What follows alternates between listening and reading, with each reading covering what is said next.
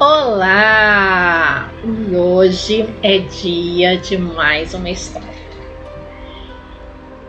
Existia um velho fazendeiro que tinha como hábito percorrer toda a sua fazenda, fazendo uma espécie de inspeção.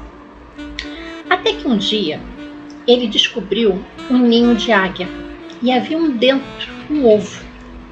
Ele ficou ali observando, mas nada da mãe águia aparecia. E ele sabia da existência de alguns predadores na região. E ele temeu pela vida daquele filhote. Então ele decidiu pegar o ovo e colocar no seu galinheiro. 2 semanas depois, o bebê águia nasceu no meio das galinhas.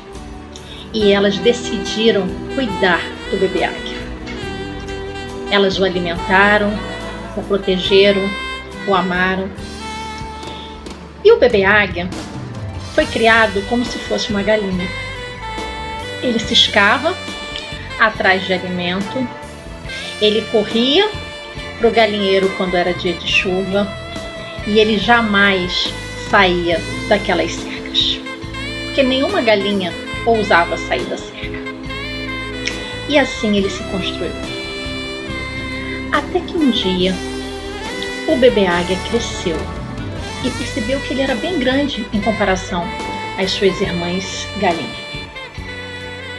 E isso começou a despertar a sua atenção. Ele não sabia exatamente o que estava acontecendo, mas ele sabia que existia alguma coisa ali muito diferente.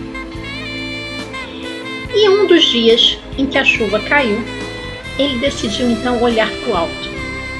E nesse momento ele percebeu 2 águias lindas voando no céu. E ele ficou ali um período observando essa cena. E ele pensou por um instante: como seria bom se eu fosse uma águia e pudesse voar como aquelas águias lá no alto. E por que eu estou te contando essa história?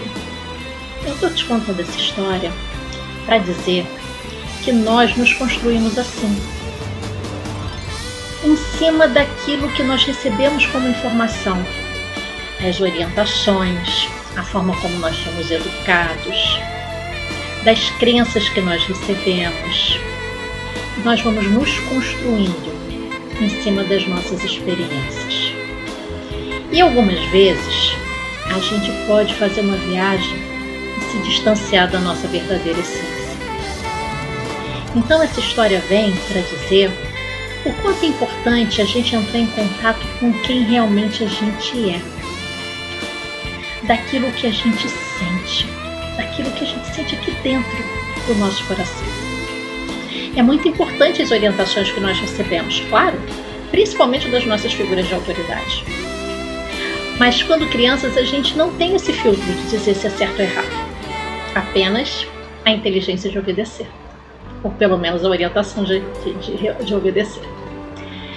Mas quando a gente se constrói adulto, quando a gente cresce, a gente tem a oportunidade de questionar se aquilo continua valendo a pena para carregar na nossa essência. Por isso que eu considero tão importante o processo de autoconhecimento, o quanto é importante a gente saber quem realmente a gente é. Eu sou especialista em transição de carreira, em empreendedorismo, e o quanto eu amo trabalhar com assessment, com testes de personalidade, eu adoro fazer. E o quanto isso ajuda a gente a realmente saber quem a gente é. Agora, esses testes só são ferramentas para nos ajudar a perceber quais são as nossas melhores habilidades, quais são as nossas melhores competências, quais são as nossas melhores características, naquilo que a gente é bom, naquilo que a gente faz muito bem. Mas não são suficientes para dizer quem a gente realmente é. E a gente só descobre isso quando a gente se dá a oportunidade de fazer uma viagem para dentro. Quando a gente se dá a oportunidade de fechar os olhos do rosto e abrir os olhos da nossa alma. E isso a gente vai fazendo com muito treino, através de técnicas de respiração, de meditação, de momentos de silêncio, que a gente possa estar em nossa própria companhia, A nossa mente é uma mente dinâmica, ela é uma mente barulhenta, ela conversa o tempo todo. Mas nós podemos aprender a silenciar nos momentos em que a gente precisa. Muitas vezes as pessoas falam para mim: Simone, eu admiro muito a força que você tem. Eu queria ter a metade da sua força. Todos nós temos essa força. Todos nós somos como as árvores. Nós somos sementes com a potência de se tornar uma árvore.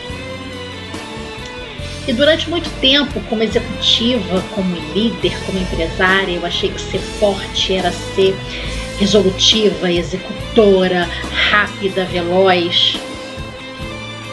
Mas com o tempo, e depois que eu desenvolvi a síndrome de burnout, eu entendi que a minha força não estava na velocidade. A minha força estava na constância. Fazer um pouco todos os dias. E mais do que isso, um dia eu ouvi de um grande amigo meu: você tem muita força, só que você transformou a sua força. E eu aprendi que na suavidade também existe força. Então, para nós líderes, executivos, empreendedores, empresários, que a nossa força esteja na nossa suavidade. E quando a gente fala em suavidade, a gente tem que conectar com a nossa essência. E conectar com a nossa essência, o nosso instrumento é alimentar a nossa alma. Não dê nenhuma conotação religiosa para os termos que eu estou usando. Sinta apenas aquilo que faz sentido para você. E eu quero muito que essas reflexões, que esses conceitos toquem no seu coração, para que você seja realmente a pessoa que você nasceu para ser. Sem se modular, sem querer atender a expectativa das pessoas, mas apenas ser você.